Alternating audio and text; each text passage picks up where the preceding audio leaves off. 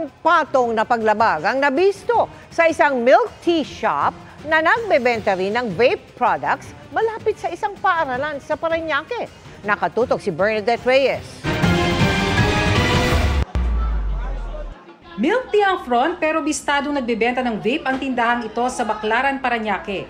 Daan-daang kahon ng vape ang kinumpiska ng DTI Fair Trade Enforcement Bureau katuwang ang PNP Southern Police District Special Operation Unit.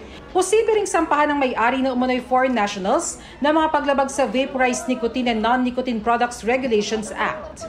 Unang-una, yung paggamit ng flavor descriptors that unduly appeal to minors.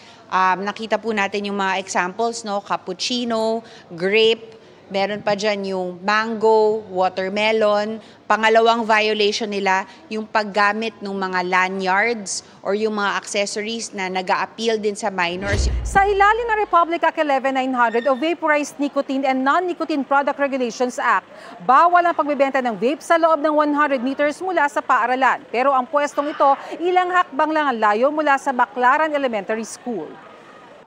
Ikalawang araw na ito ng pagpunta ng GMA Integrated News sa tindahan, pero wala pa rin ang mga may-ari para makuhanan sana ng pahayag.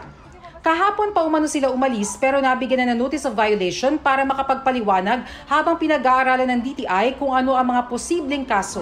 Kung sa pagtingin po ng ating prosecutor ay may probable cause, magpa-file po siya ng formal na kaso. Ang tawag po namin dito formal charge, na ito naman po ay isasampa niya sa Adjudication Division.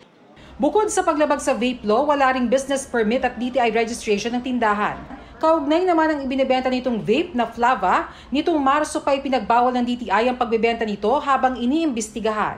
For repeated violations of the vape law and the IRR, in general, lahat ng gumagamit ng flavor descriptors, hindi lang isang particular brand.